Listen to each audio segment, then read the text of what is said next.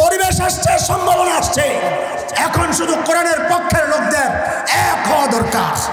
বলেন এক হওয়া দরকার। আমরা চাই আমাদের দেশে ইসলামের নামে যারা আন্দোলন করে, আপনাদের কাছে আমাদের আরজি আবদার, যদি বলেন সবাই পা ধরে পড়ে থাকবো, এক হয়ে বাংলাদেশে কোরআনের শাসন কায়েমের আন্দোলন হবে। এখন কোরআনের শাসন হবে ইনশাআল্লাহ। সময় এসেছে চূড়ান্তভাবে লড়াই করার। আওয়াজ উঠায়া দাও, ওদেরকে জানায়া দাও বাংলাদেশে ইসলাম কচুরি পানার মতো ভাইসা আসে নাই। এরে দোস্ত, আমাদের এই কথাগুলোকে যেন কেউ রাজনৈতিক বক্তব্য মনে না করে। এগুলো রাজনীতির ব্যাপার না, এটা আমার ইমানের ব্যাপার, এটা আমার বিশ্বাসের ব্যাপার, এটা আমার আকীদার ব্যাপার, এটা আমার চেতনার ব্যাপার। আমার মূলে যদি কেউ কুঠারাঘাত করতে চায়, ওদেরকে শোনায়া দিতে চাই ৭১ দেশ মুক্ত করার জন্যে একবার মুক্তিযুদ্ধ হয়েছে। কোরআনী শিক্ষা ইমান রক্ষার জন্যে যদি আরেকটি যুদ্ধের প্রয়োজন হয়, আবার যুদ্ধ হবে, আবার যুদ্ধ হবে।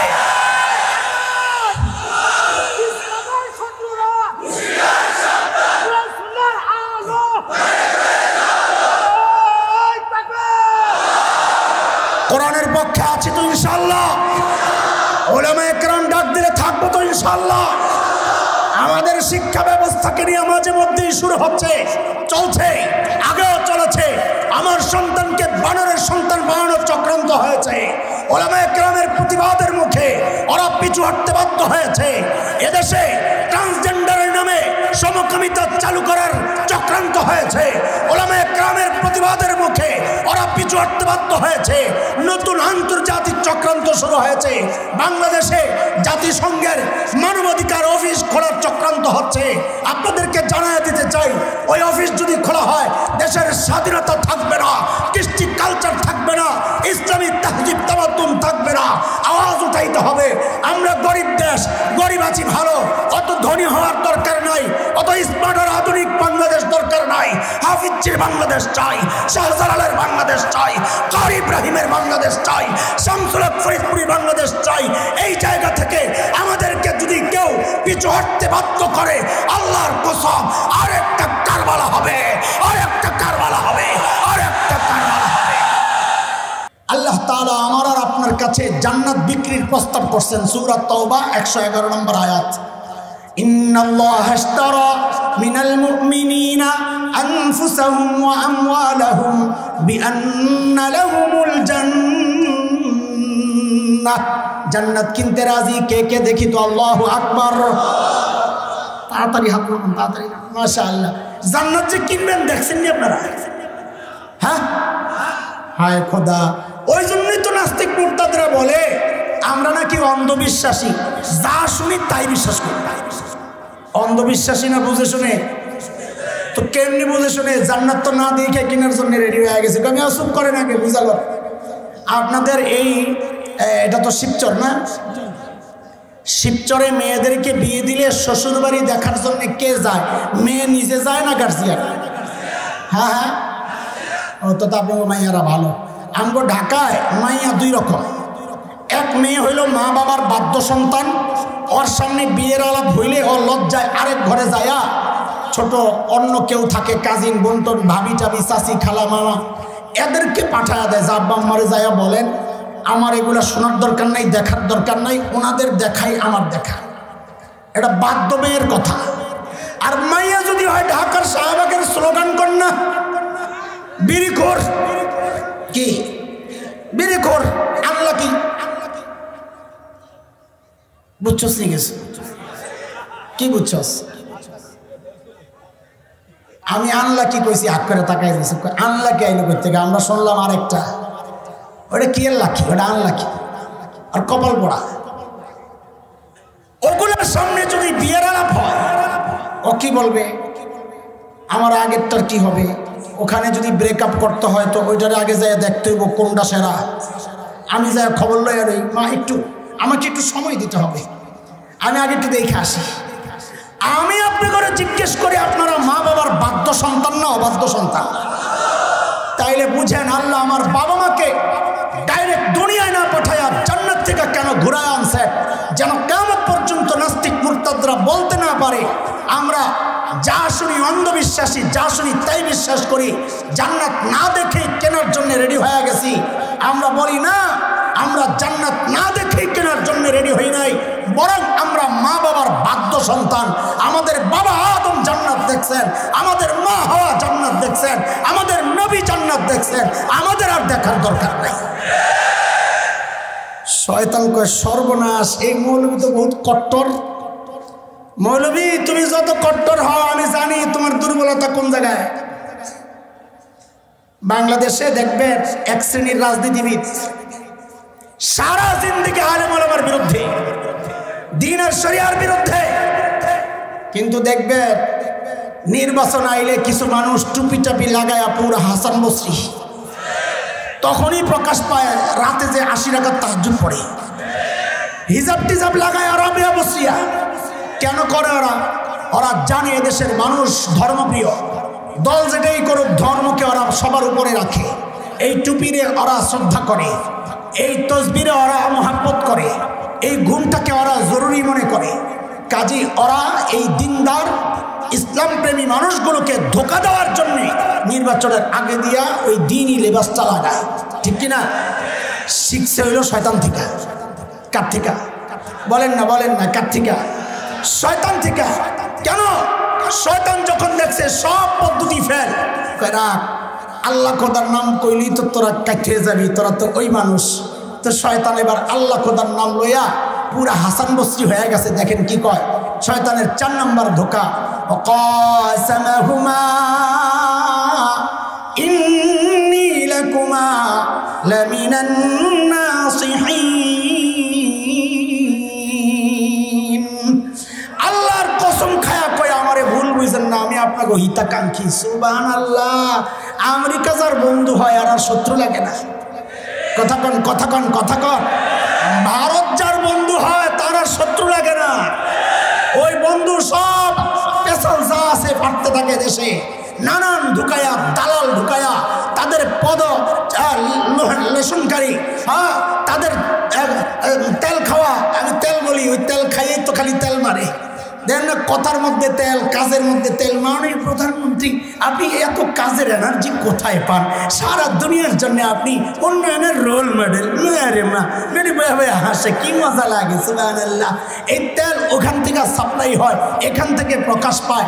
এইরকম নষ্ট মানুষগুলোরে দিয়া, দালাল শ্রেণী দিয়া এদেশের কৃষ্টি, কালচার, তাহজিব, তামাদ্দুন, এই সমাজকে যারা নষ্ট করতে চায়, এরা যাদের বন্ধু হয় তাদের আর শত্রু লাগে না। কথা কম ঠিক কিনা?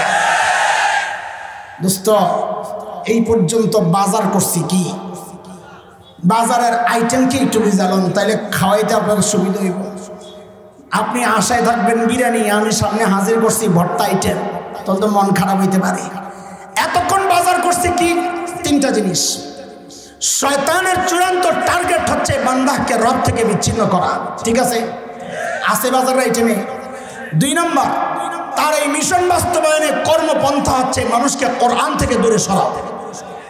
3 নম্বর, এই কাজটা করার ক্ষেত্রে সে পদ্ধতি একটা গ্রহণ করে না, তার কাজ হইল কমপক্ষে 4 পদ্ধতি গ্রহণ করা। মনে আছে কথা? এই হইল আইটেম। শুনেন, আমরা আয়াত পড়েছিলাম সূরা হামিম আস-সাজদার 26 নম্বর আয়াত। সেখানে কাফেরদের বক্তব্য আসছে, কোরআন শুনবে না, কাউকে শুনতে দিবে না। শয়তান ওই যুগের আবু জাহেলদেরকে দিয়া মানুষকে কোরআন থেকে দূরে সরানোর জন্য পদ্ধতি ওইটা গ্রহণ করেছিল, সরাসরি বলাইছে। আপনি কি মনে করেন এই জমানায়ও শয়তান একই পদ্ধতিতে আমাকে আপনাকে কোরআন থেকে দূরে সরাবে? কি মনে হয়? না, শয়তান বড় বাটপার। এই জমানায় আইসা শয়তান পদ্ধতি পাল্টাইছে। পদ্ধতিগুলা কি? ওই যে 4 পদ্ধতির মধ্যে অনেকগুলো পদ্ধতি আছে। একটা হইল ধর্মের লেবাস লাগায়া ধোকা লাগাইছে না, কসম খাইছে আল্লাহ। এটা হলো ধর্মের লেবাস লাগায়া মানুষকে কোরআন থেকে দূরে সরাবে।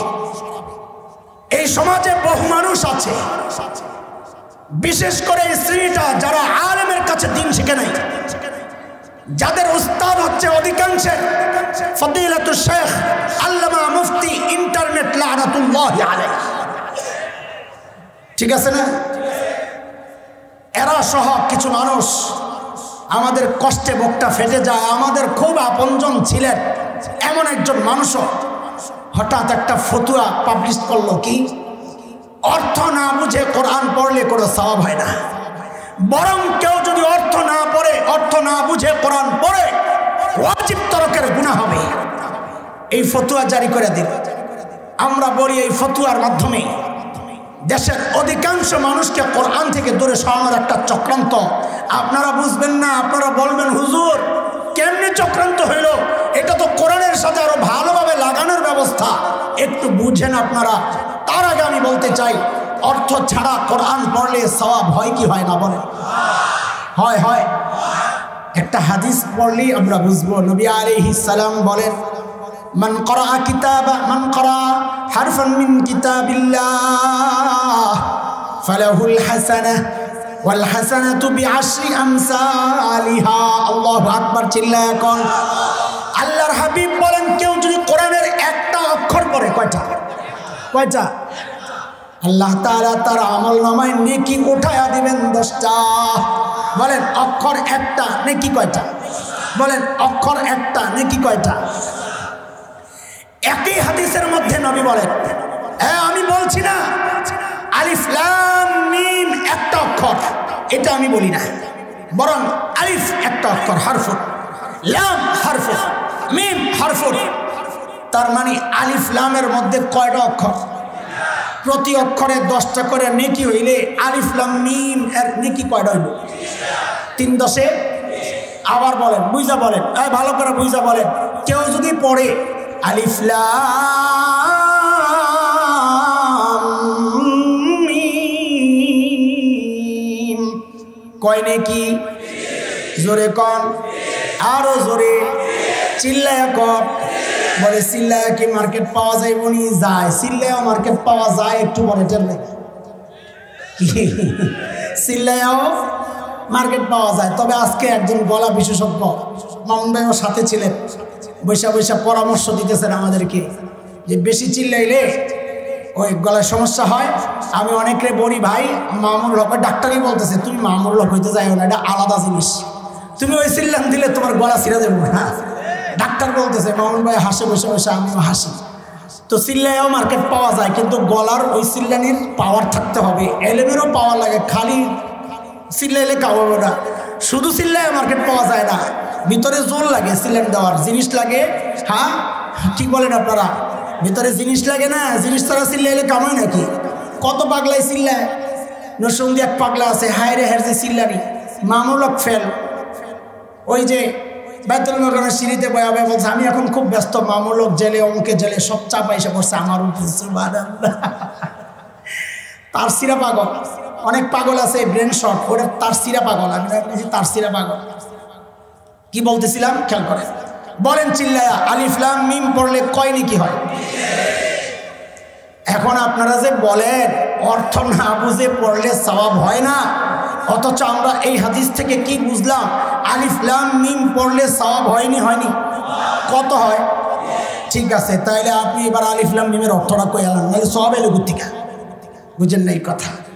যারা বলে অর্থ না বুঝে পড়লে সওয়াব হয় না, তাদের কাছে জিজ্ঞাসা, আপনি এবার আলিফ লাম মিমের অর্থটা বলেন। যদি বলতে না পারেন তো এই কথার বললেন না আলিফ লাম মিম পড়লে সওয়াব হবে না, কারণ নবী হাদিসের মধ্যে বলেছেন আলিফ লাম মিম পড়লে 30 নেকি হয়, অর্থ না বুঝে পড়লেও নেকি হয়। এটা জ্বলন্ত প্রমাণ হচ্ছে এই হাদিস। দুনিয়ার কোন মুফাসসির বলেন নাই আলিফ লাম মিমের অর্থ কিছু দুর্বল কথাবার্তা আছে, এগুলোর কোনো ভ্যালু নাই। অধিকাংশ জমহুর মুহাদ্দিস বলেছেন আল্লাহু আ'লামু বিমুরাদিহি বিযালিক, এগুলোর যে কি অর্থ। এই যে সূরার শুরুতে আমরা বলি হরফে মুকাত্তাআত, সাদ আইন সিন কফ, হামিম আইন সিন কফ, নুন আলিফ লাম মিম, আলিফ লাম মিম রা, আলিফ লাম মিম সাদ, তাহা কাফ হা ইয়া আইন সাদ, এই যে আছে যেগুলো হরফে মুকাত্তাআত, সমস্ত মুফাসসিররা বলেন এগুলার অর্থ আল্লাহই ভালো জানেন, অথচ নবী বলতেছেন এইগুলার অর্থ আমরা না জানলেও কয় নেকি পাওয়া যায়। তাহলে বোঝা গেল কোরআন অর্থ না বুঝে পড়লেও সওয়াব হয় কি হয় না? প্রশ্ন হচ্ছে হুজুর এই ফতোয়া দিলে মানুষকে কোরআন থেকে কেমনে দূরে সরানো হয়? এখানে আপনারা যারা আলেম না, কুল হুয়াল্লাহ সূরা পারেন কয়জন? আলেম সারা দেখছেন সব পারে। আরে গায়রে আলেম এত শ্রোতা, আমি তো এতক্ষণ মনে করছি মাদ্রাসার ছাত্র পোলাপাইন বুঝি বেশি। বাপরে মাশাআল্লাহ, আপনারা এতজন কুল হু আল্লাহ পারেন, তাই না? মাশাআল্লাহ। আলেমরা জবাব দিয়েন না, বলেন তো কুফুয়ান অর্থ কে জানেন? কুফুয়া কুল হু আল্লাহর মধ্যে আছে কুফুয়া। তাহলে শতকরা কয়জন মানুষ জানে? একজনও পাইলাম না, এত হাজার হাজার মানুষের মধ্যে। হ্যাঁ, একজনও জানেন না, অথচ কুল হু আল্লাহ জানেননি। জানেন, এতজন হাত উঠাইছে। কাহিনীটা কি হয়েছে দেখেন। এই ফতোয়া যদি বাজারে এস্টাবলিশড হয়ে যায়, তাইলে এই সমস্ত মানুষ কুল হু আল্লাহ পড়া ছেড়ে দিবে। কেন? ও বলবে আমি তো অর্থ জানি না, হুদাহুদি পয়রা ওয়াজিব তরকের গুনাহ করতে কোন কামে যাবো? ভাই পড়ারও দরকার নাই, গুনাহ করার দরকার নাই। তার মানে একটা ফতোয়া দিয়া কোটি কোটি মানুষকে কোরআনের তেলাওয়াত থেকে বঞ্চিত করার চক্রান্ত হচ্ছে। কথা বুঝতেছে? এটা হলো নেক্সট সুরতে ধোঁকা। আরেকটা ধোঁকার সিস্টেম হচ্ছে অপব্যাখ্যা। কোরআনের বিধানগুলোর আইনা আইনা যুক্তির কাঠগড়ায় দাঁড় করা, এটা শয়তানের স্বভাব। শরীয়তের কোন বিধান অযৌক্তিক না, মনে রাখেন। ওই যুক্তি বুঝার মতো মাথা আমার নাই, শয়তানেরও ছিল না। শয়তান যুক্তি দেখাইছে আল্লাহর সিদ্ধান্তের সামনে। কি বলেছিল?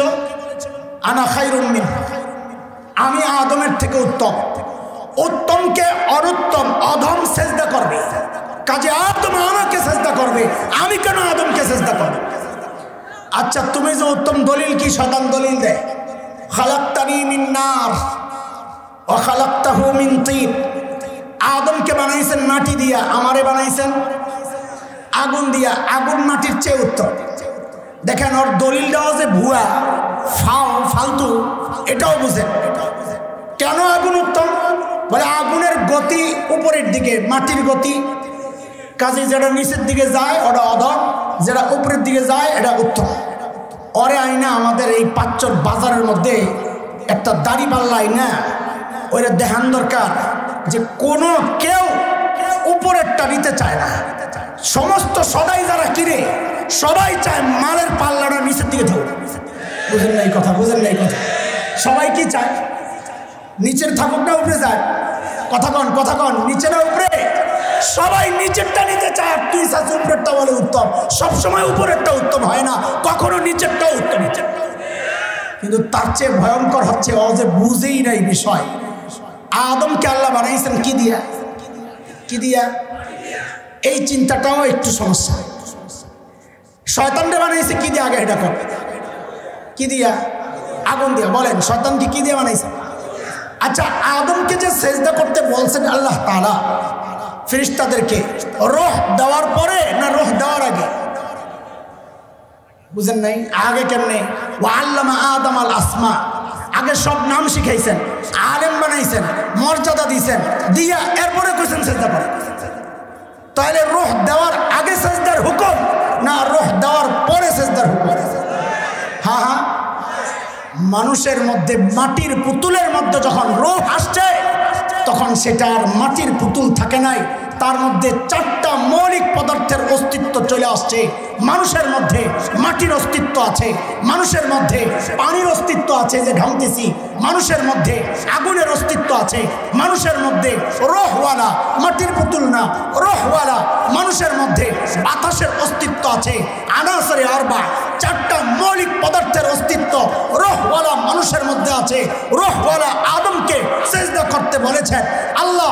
এখন শয়তানের যে দলিল আমারে আগুন আদম মাটি, এটাও ভুল।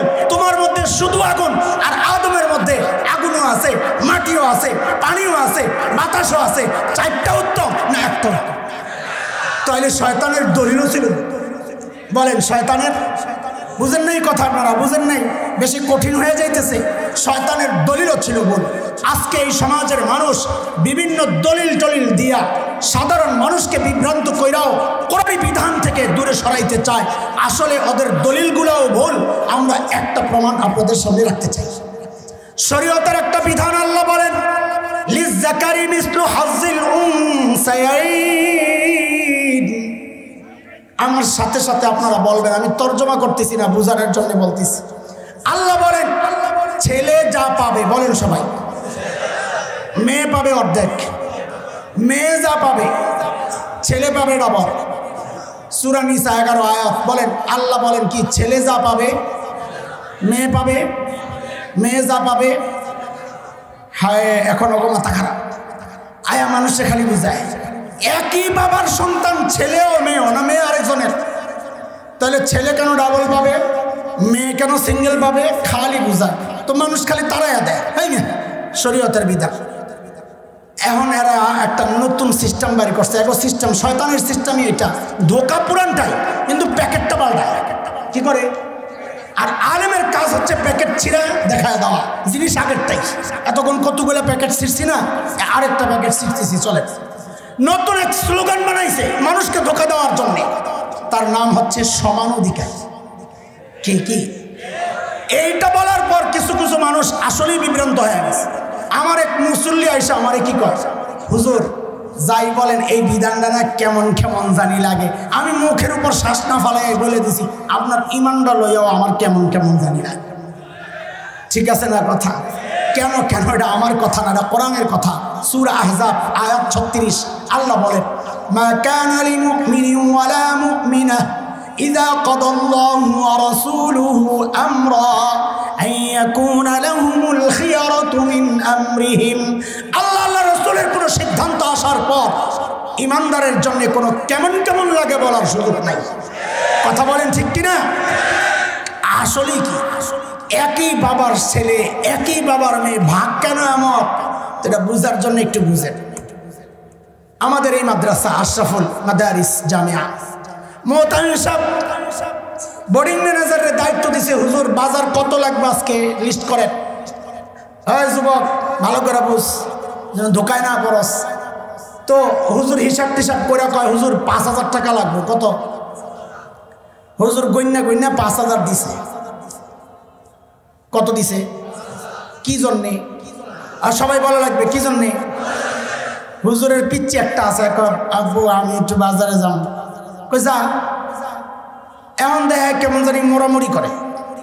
তো বাবা তো সন্তানের স্বভাব সম্পর্কে সবচাইতে ভালো জানে। বাবা বুঝছেন ও কেন মোড়ায়, পকেটের থেকে কসকিচ একটা 100 টাকা বাইর করে কয়, লহ মজা খাইস। কি জন্যে?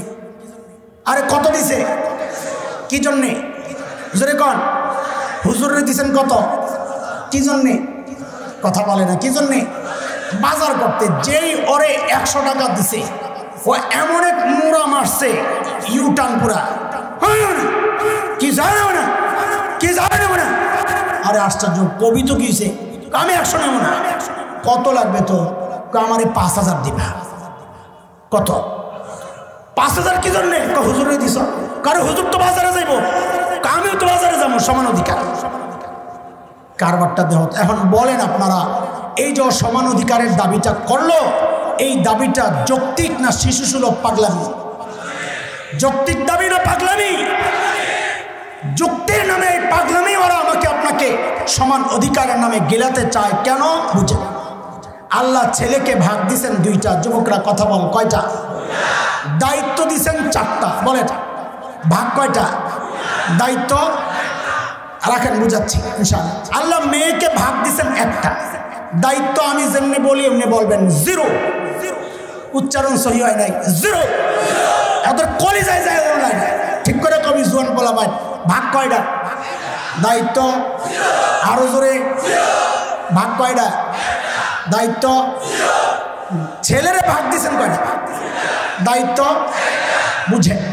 ও ছেলে 4 দায়িত্ব। ও ছেলে, তুমি যদি স্বামী হও তো স্ত্রীর ভরণ পোষণের দায়িত্ব তুমি স্বামীর।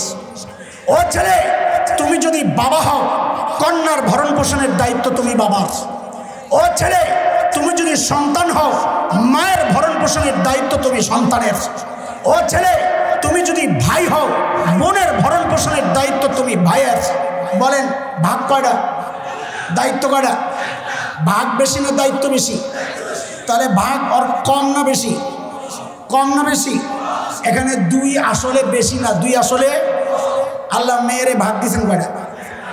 হ্যাঁ, দায়িত্ব। কেমনে? ও মেয়ে, তুমি যদি স্ত্রী হও, তোমার ভরণ পোষণের দায়িত্ব তোমার স্বামীর। ও মেয়ে, তুমি যদি কন্যা হও, তোমার ভরণ পোষণের দায়িত্ব তোমার বাবার। ও মা হও তোমার ভরণ পোষণের দায়িত্ব তোমার সন্তানের। ও মেয়ে তুমি যদি বোন হও তোমার ভরণ পোষণের দায়িত্ব তোমার ভাইয়ের। দায়িত্ব কয়টা জানি? মেয়ের ভাগ কয়টা? দায়িত্ব। তাহলে দায়িত্ব নাই ভাগ কেন দিলেন? মজা খেতে। কি খাইতে? কথা বলে না। কি খাইতে? কি খাইতে? এখন মজা খাওয়া গ্রুপ যদি কয় আমারও 2 ভাগ দেওয়া লাগবে বাজারওয়ালার মতো, এইটা দাবিটা যৌক্তিক না, পাগলামি কথা কয়। তোমার একটাই বেশি আর 2টাই কম।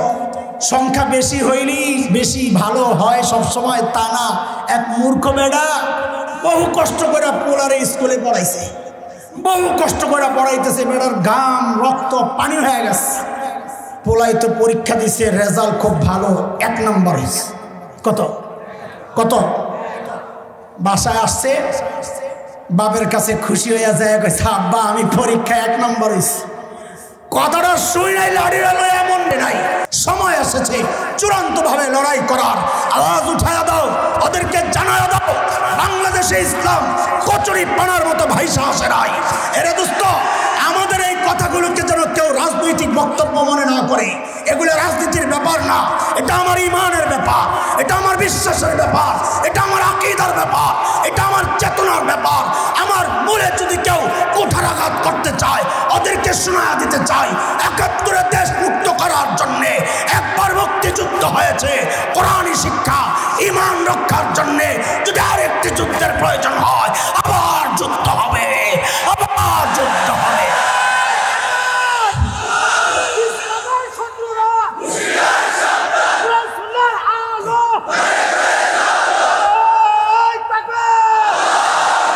কোরআনের পক্ষে আছি তো ইনশাআল্লাহ, উলামায়ে কেরাম ডাক দিলে থাকবো তো ইনশাআল্লাহ।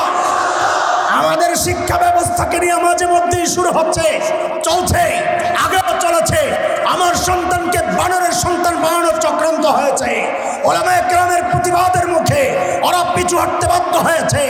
এদেশে ট্রান্সজেন্ডারের নামে সমকামিতা চালু করার চক্রান্ত হয়েছে। উলামায়ে কেরামের প্রতিবাদের মুখে ওরা পিছু হটতে বাধ্য হয়েছে। নতুন আন্তর্জাতিক চক্রান্ত শুরু হয়েছে।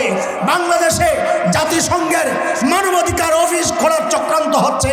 আপনাদেরকে জানায় দিতে চাই, ওই অফিস যদি খোলা হয় দেশের স্বাধীনতা থাকবে না, কৃষ্টি কালচার থাকবে না, ইসলামী তাহজিব তামাদ্দুন থাকবে না। আওয়াজ উঠাইতে হবে। আমরা গরিব দেশ, গরিব আছি ভালো, অত ধনী হওয়ার দরকার নাই, অত স্মার্ট আর আধুনিক বাংলাদেশ দরকার নাই। হাফিজের বাংলাদেশ চাই, শাহজালালের বাংলাদেশ চাই, কাজী ইব্রাহিমের বাংলাদেশ চাই, শামসুল হক ফরিদপুরি বাংলাদেশ চাই। এই জায়গা থেকে আমাদেরকে যদি কেউ পিছু হটতে বাধ্য করে, আল্লাহর কসম আরেকটা কারবালা হবে, আরেকটা কারবালা হবে, আরেকটা কারবালা হবে।